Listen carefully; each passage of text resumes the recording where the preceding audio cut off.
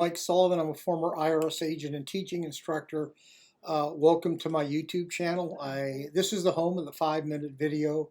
I don't want to bore you, but I want to get you the information you need. I've worked over 10,000 cases. I've worked at IRS over a decade. I've been in private practice for decades, and this YouTube channel is designed specifically to give you informative information that you need to help decisions. The only promotion that I do is to tell you I am available for consultations and affordable representation. I've been doing this a long time, my friends. So today I want to talk to you about how do you pick out a good tax resolution firm.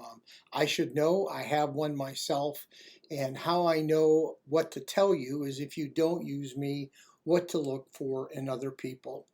I get a lot of calls. A matter of fact, 50% of my calls come in because people have been burned by other tax resolution companies. People have a tax problem, they go searching, they click on ads, and this one pops up, this one pops up, this one pops up. So at the end of the day, how do you know who to pick?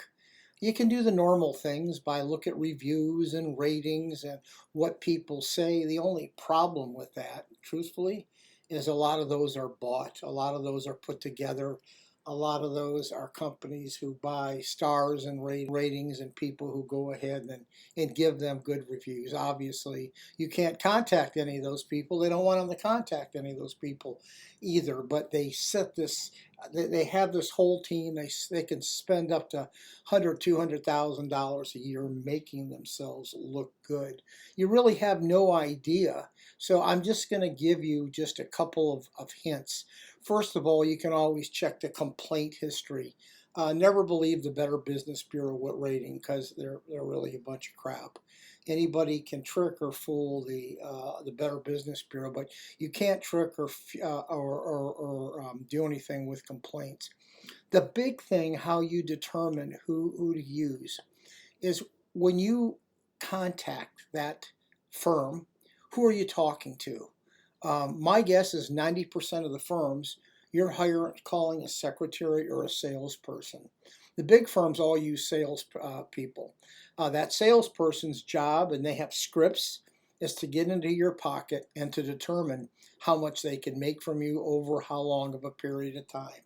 These people have not worked for the IRS. They're not licensed tax professionals. They are simply employees of that company to get into your pocket and set up these huge fees for you to contact them. Over the longer the better, well, they'll stretch your case out. What you want to do when you contact any professional company, me or whoever, or your friend or an attorney, a CPA, no matter anyone who hooks up a shingle, you want to speak to the person who's working your case. You want to give them the facts. Ask them how much experience they have working those cases and what are normal results based on those. A true professional will be answer those questions. So once again, when they hear your case, they look at the letters, they see what you have to do, what IRS's letters say. They should be able to tell you exactly how this case is going to end with reasonably certainty, except for an IRS tax audit. They can't tell you on the first hour how a tax audit goes because they haven't looked at the information. But if you owe tax debt, the professional should be able to review your financial statement, a 433 ARF, and tell you exactly how this case is going to end by Internal Revenue Service. If they can't, don't use them because they're full of crap.